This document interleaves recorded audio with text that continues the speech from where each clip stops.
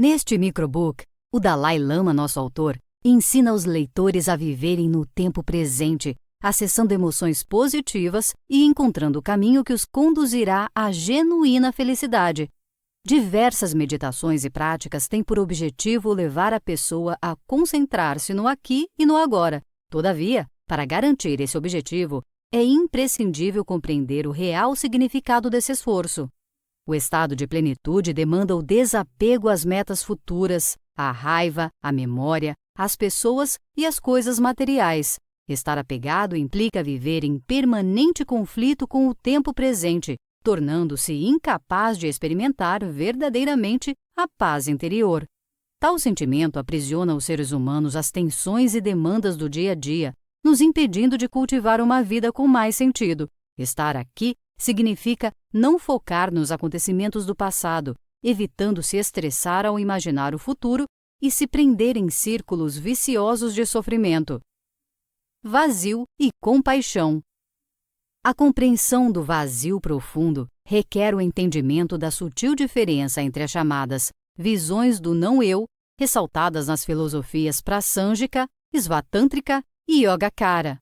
A forma mais elevada e profunda do vazio, conforme a escola Prasangika, consiste na interpretação de que tudo o que existe depende de determinadas condições de causalidade.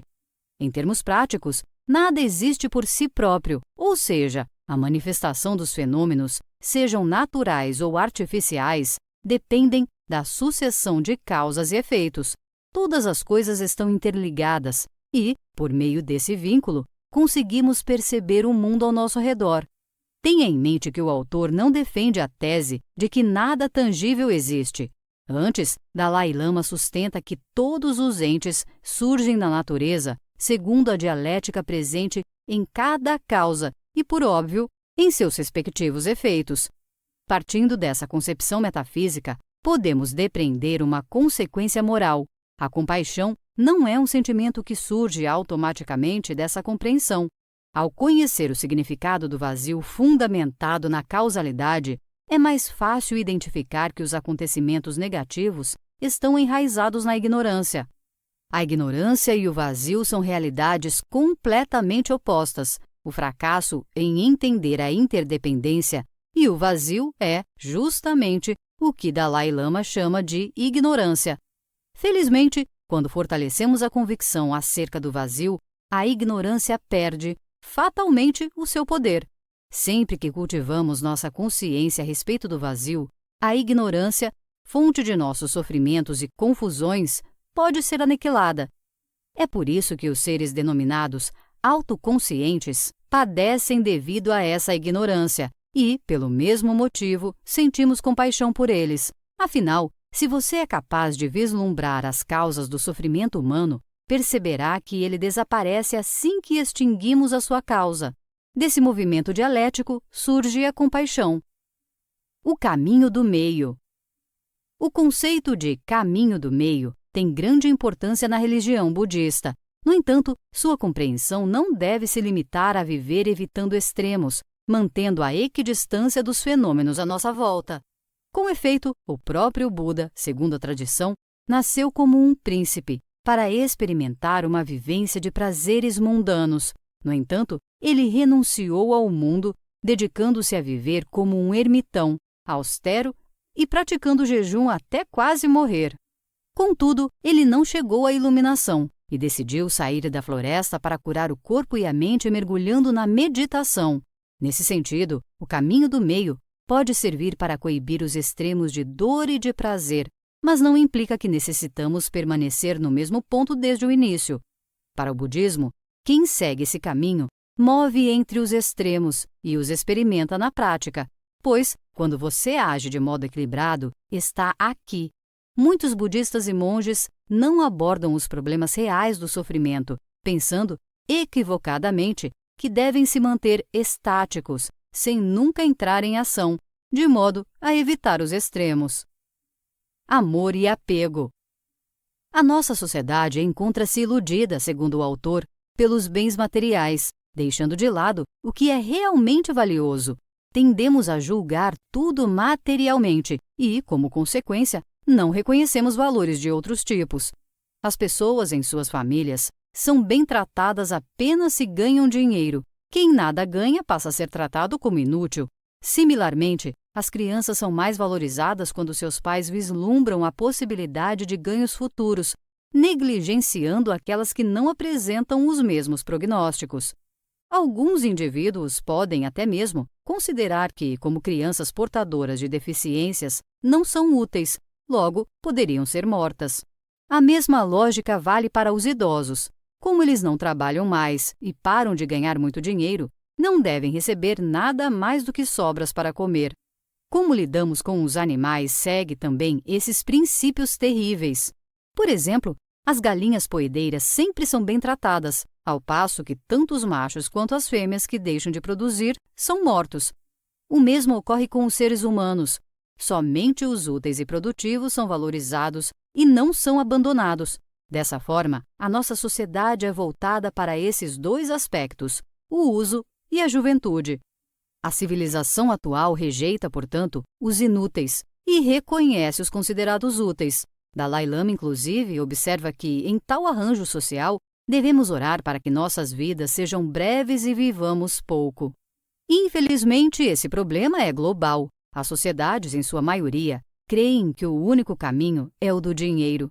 Amigos solidários e valores humanos profundos são os aspectos centrais da vida. Contudo, é triste constatar que poucas pessoas reconhecem essa verdade. O autor menciona o exemplo de uma família que, apesar de contar com poucos recursos financeiros, é feliz porque seus membros estão repletos de afeto. Por outro lado, ainda que uma família seja bilionária, se as pessoas forem desconfiadas e invejosas e não existir amor recíproco, os habitantes dessa casa serão infelizes. A intenção do Dalai Lama é enfatizar a diferença existente entre os valores profundos e os valores superficiais. A bondade e o amor são, com efeito, as qualidades mais importantes do ser humano, servindo de alicerce para sua conduta ética.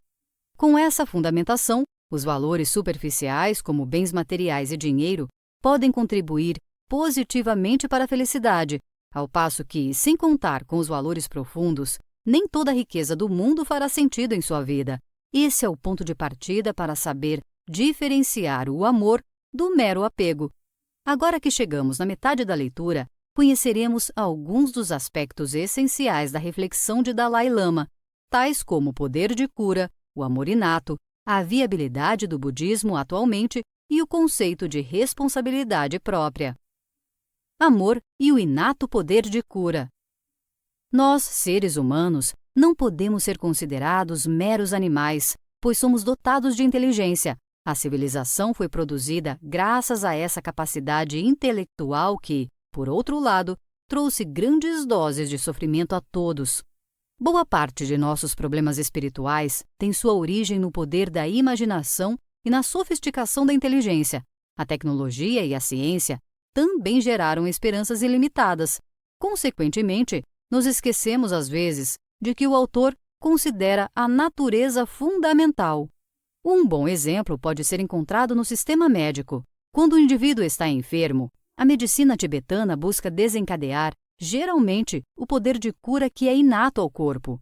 Por outro lado, procedimentos cirúrgicos ocidentais tendem a cortar uma determinada parte que não está mais funcionando no corpo, seguindo o mesmo raciocínio dos mecânicos que consertam máquinas. Entretanto, máquinas quebradas não conseguem se consertar. Portanto, as partes que deixaram de funcionar devem ser retiradas e descartadas no lixo. Não obstante, o corpo humano não pode ser tratado como uma máquina.